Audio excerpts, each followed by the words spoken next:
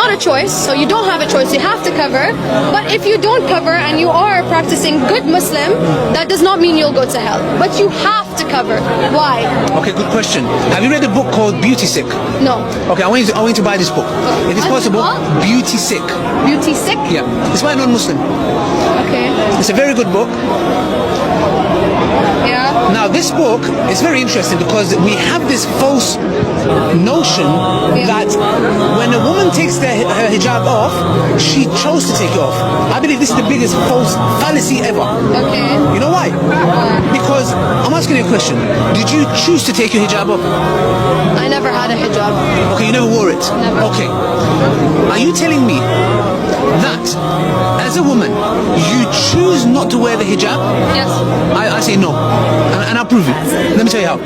Are you telling me that the beauty industry, the females around you, the society that you live in have no effect on you and the way you are perceived? And that has no element on you that you may feel, because the book that I refer to called Beauty Sick tells you about women who are beauty sick. Their sickness is beauty. Okay. Which is what? When someone comes to me and says, I choose to wear the hijab, I'm like, please don't lie. You wear the hijab because Allah told you to. And now somebody comes and says, well, that's Islam is oppressive. And I say, well, no, hold on a second. Because the very women who wear miniskirts, who go get their breasts done, their backside done, their hips done, their nose done. Can you imagine? They smash their nose. You know your nose, it gets smashed and then reshaped. This is very important. The point is this. Are you telling me these people go and say, I choose to? No, you don't choose to.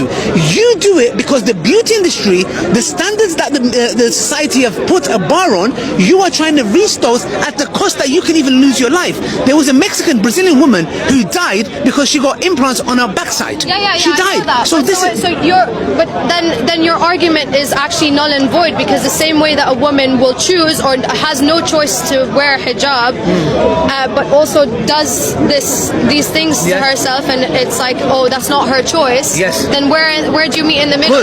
Where is the choice? This is where you meet in the middle. The point is this: nobody has a choice. Listen carefully. But then why do you have free will if you don't have a choice? What's the fucking point sorry, excuse me for swearing. So why has God, okay, so your argument here is telling me that God gives you free will and allows you to have free will, but you do not have a choice in any matter. No, listen to me carefully. You have free will.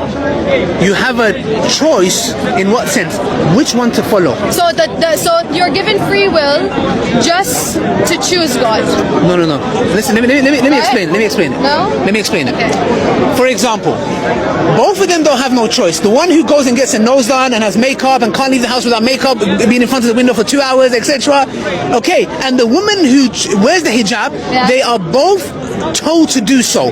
One is told to do so by the one who created her.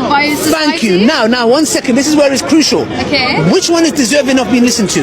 The one who created you or society? If that is your argument, then of course it's your creator that is obedience over society. So what have we learned here, sister, today? Both individuals have no choice. They are both told to do something. Okay. One is from the creator. Yeah. One is from the creation. Okay. This is where I accepted Islam, because I said, hold on a second, and I'll give you this personal story. I used to have a jumper like this. It was a black one. Okay. I thought I looked really handsome in it. No, I genuinely thought I look very good in this jumper. I mean, I think I look very good. Maybe some people might differ. And I used to hate the jumper. It used to make me itch. When I used to be in the club, I used to itch, but I just hated it. But I was like, no, I look good. Yeah? I said to myself, you know what? I'm the biggest slave. This is my master. This jumper is my master. It's like girls who walk into clubs with this much heels and they have to take you off in winter and it's freezing cold. Have you ever stood on pavement? Bruv, when I look at them, I feel the pain. I feel the pain. And the thing is, I'm like, that is your slave. And just as me, when I was getting a jumper or driving a certain car or going to the gym, I'm not saying you can go to the gym for help. So you're basically saying you'd rather be a slave to the one who created me bigger than me than to the society that you know why? You know why, sister? Because the creation is never going to be happy with me. When I die, they're going to backbite me. They're going to talk bad of me. The creator is the one that's going to be with me. He's the one who created me. He deserves my worship. Why would I go and try to please a group of people that are never going to be happy with me? And the one who created me deserves it. And guess what? Once I became a slave to him is when I found my true freedom. Once I became a slave to him. That's a very good point, honestly. Sister, the point I'm trying to say here is this, yeah? Thank you. May Allah bless you. No, thank you. I appreciate it. Logical.